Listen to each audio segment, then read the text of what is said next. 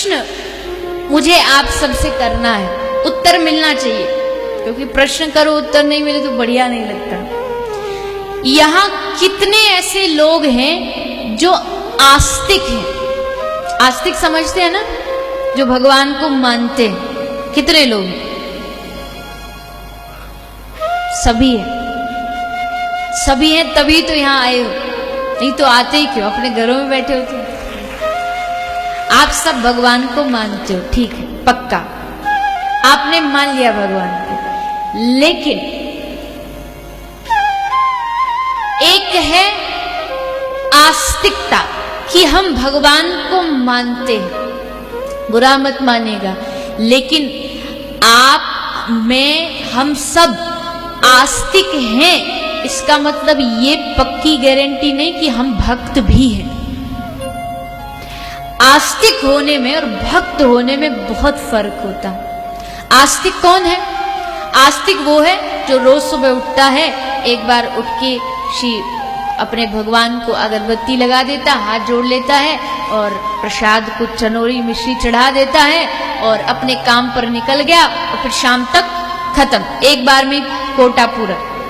यह है आस्तिक कि आप भगवान को मानते हो। पर भक्त कौन है? भक्त वो है जिसकी हर श्वास केवल और केवल भगवान के लिए चलती हो। वो सोता हो तो उसको कृष्ण याद आते हो, वो जागता हो तो कृष्ण याद आते हो। उसका खाना पीना, सोना, चलना, घूमना फिरना, सब कुछ केवल और केवल कृष्ण। कृष्ण तन कृष्ण मन, कृष्ण ही हमारो धन, आठों याम ऊधो हमें, कृष्ण ही सो काम है। आवश्यकता है भक्त बनने की, और भक्त वो होता है जो भक्त के साथ साथ विरही होता है, जिसको विरह की बीमारी होती है। बिना विरह के भगवान की प्राप्ति नहीं हो सकती। जब तक आप श्री कृष्ण के लिए रोते ना हो, जब तक आपकी आंख उस भगवान के लिए गीली ना होती हो, समझना अभी आप आस्तिक हो, अभी भक्त की कैटेगरी में नहीं आए। भक्त बनने के लिए भगवान को अपने हृदय में, अपने रोम रोम में बसाना पड़ता है। अमर सारा अंगे दाऊ ने लिखे, कृष्ण कृष्ण नाम, कृष्ण कृष्ण नाम। मेरे हर अंग पर श्री कृष्ण का नाम हो, मेरी हर श्वास पर कृष्ण का नाम हो। ये भाव जब आ जाता है तब आस्तिकता भक्ति की ओर अग्रसर होती है। इसलिए भागवत का सार क्या है? मैं आपसे पूछूं, भागवत का सार बताइए, क्या है भागवत का सार? एक बार श्रीमन चैतन्य महाप्रभु विराजमान थे, कुछ भक्त मंडली इकट्ठी हो गई। भक्त मंडली ने आके महाप्रभु जी से कहा, महाप्रभु जी कुछ